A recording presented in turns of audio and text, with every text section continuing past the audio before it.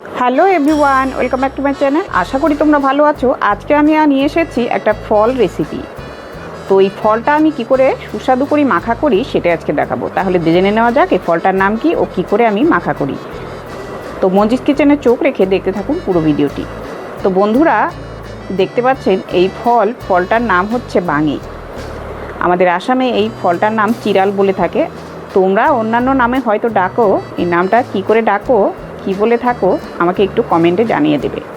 তো দেখতে পাচ্ছ এই ফলটা আমি দুভাগ করে কেটে এক ভাগ নিয়েছি। তো এক ভাগ আগেই কিন্তু আমাদের খাওয়া হয়ে গেছে। তা আমার মনে হলো আপনাদের সাথে এই ফল রেসিপিটি কি করে সুস্বাদু করে মাখা করি তোমাদের সাথে এই ভিডিওটি আমি শেয়ার করে নিই। সেই জন্য আমি আজকে এই ভিডিওটি দেখাচ্ছি। তো আমি প্রথমে খোসাটাকে ছাড়িয়ে নিলাম। এই বাঙি ফলটা কিন্তু বেশি পেকে গেলে ফেটে যায়। তো দেখতেই পাচ্ছ একদম ফেটে গিয়ে তারপর এটা চুলতে গিয়ে কিন্তু একটু ভেঙে যায়। আলতো হাতে করে এটাকে চুলে নিতে হয়। তো আমি প্রথমে খোসাটাকে ভালো করে ছাড়িয়ে নিয়ে তারপর কিন্তু ভেতরের বীজটাকে বের করে নিলাম। মধ্যেখান দিয়ে আরেকটু টুকরো করে বীজটাকে ভালো করে ছাড়িয়ে নিলাম, পরিষ্কার করে নিলাম। এবার বীজটাকেও কিন্তু তোমরা ধুয়ে রেখে দিয়ে শুকিয়ে নিয়ে তোমরা আবারও গাছ লাগিয়ে দিতে পারো, বীজটাকে রোপণ করতে পারো। এবার আমি বাঙিগুলোকে একটু টুকরো টুকরো করে কেটে নেব। এর কিন্তু বিশেষ কোনো স্বাদ নেই। অনেকেই হয়তো এই বাঙি ফলটা খেতে চায় না, সেই জন্য এই ফলটাকে ভালো করে মাখা করে সুস্বাদু বানিয়ে নিতে হয়। কিন্তু এই ফলটা কিন্তু গরমকালেই বেশিরভাগ ভালো লাগে। তো চলে আসি আজকের কমেন্ট অফ দ্য ডে সেকশনে।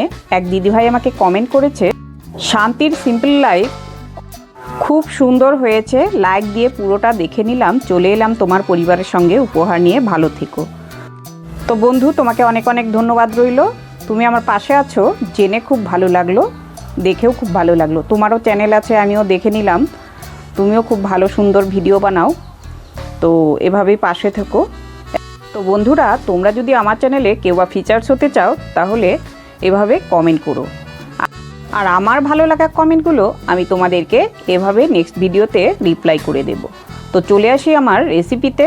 আমি নিয়ে নিয়েছি সামান্য পরিমাণ গুড়। এই গুড়টুকু কিন্তু আমি জল দিয়ে একটু লিকুইড তৈরি করে নেব।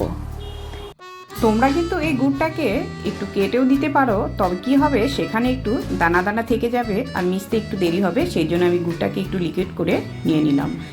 এবার আমি দিয়ে দেব গোলমরিচের গুঁড়ো। এই গোলমরিচের গুঁড়োটাকে একটু দিলে কি হবে, একটু ঝাল ঝাল লাগবে, খেতে ভালো লাগবে। আর একটু দিয়ে দিলাম একটু স্বাদ মতো বিট নুন দিয়ে দেব।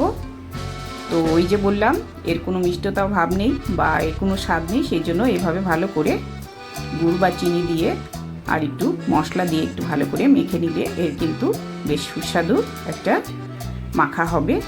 তো ভালো করে মেখে নিচ্ছি। তো যেদিনের যে ফল আমাদের তো না খেলেই নয়, সিজন ফ্রুট তো আমাদের সিজনে খেতেই হবে। তো এভাবে ফল মাখা করুন, বাঙি মাখা করুন, খান। আর আমার চ্যানেলে কিন্তু অন্যান্য ফল মাখা ও ফলের শরবত দেওয়া আছে, আপনারা চ্যানেলটাকে চেক করে দেখে নেবেন ডেসক্রিপশন বক্সে গিয়ে। তো এবার আমি খেয়ে দেখব। দারুণ হয়েছে। তো বন্ধুরা ভিডিও ভালো লাগলে লাইক কমেন্ট শেয়ার করুন আর দেখতে থাকুন মঞ্জিস কিচেন। এভাবেই চোখ রাখুন, ভালো থাকুন, সুস্থ থাকুন।